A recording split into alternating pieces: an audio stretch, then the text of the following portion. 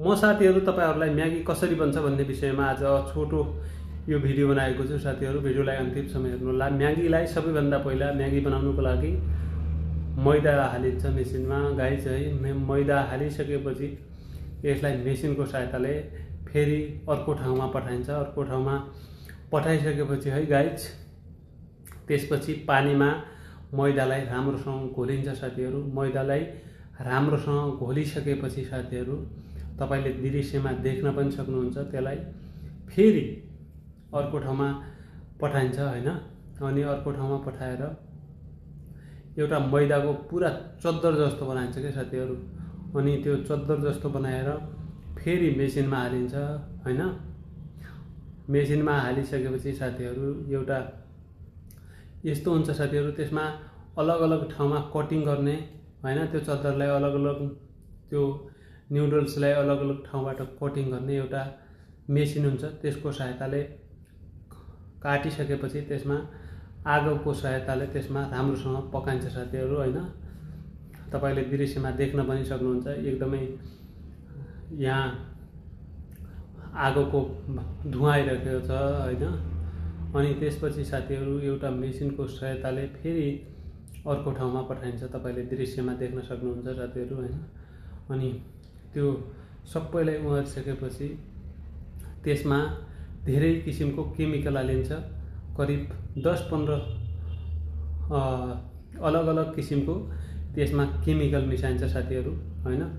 एउटा छान्ने जस्तो भाँडामा करिब 5-6 वटा केमिकल हालेर त्यसमा फेरि त्यो ठाउँमा न्युडल्सलाई, त्यसमा चिनी पनि हालिन्छ है गाइस।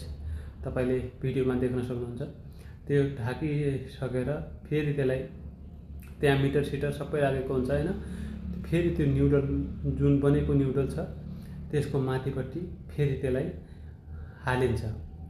यो हाल्ने किसिम भनेको एउटै मेसिन हैन, फरक फरक मेसिन हुँदो रहेछ साथीहरु। हेर्नुहोस् त।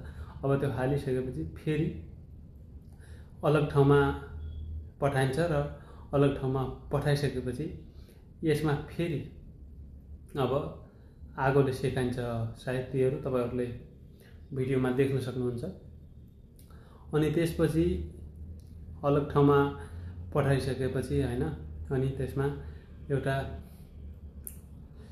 अब यो पानीमा त्यो केमिकललाई गरेर अनि यसलाई सुकाइन्छ साथीहरु। तपाईले देख्नु होला। सुकाएर फेरि अर्को ठाउँमा पठाइन्छ हैन।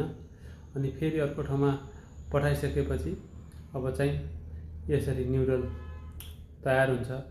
अब यो यसरी न्युडल तयार भइसकेपछि यसलाई फेरि अब एउटा न्युडल तयार भइसकेपछि त्यसलाई प्याकिङको प्रक्रियातर्फ लागिन्छ हैन।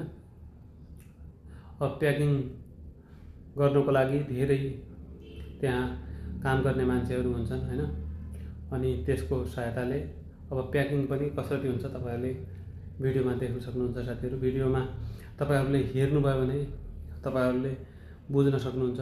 मेसिनद्वारै यो किसिमबाट प्याकिङ पनि हुँदैछ साथीहरु। तपाईले हेर्नुहोस् त। एकदमै राम्रो तरिकाबाट मेसिनलाई फटाफट प्याकिङ पनि हुँदैछ है साथीहरुलाई। हेर्नुहोस् त कति राम्रो तरिकाले फटाफट मेसिनद्वारा काम हुन्छ। अनि त्यसपछि त्यहाँ भएका वर्करहरूले, काम गर्नेहरूले त्यो पेटीमा प्याक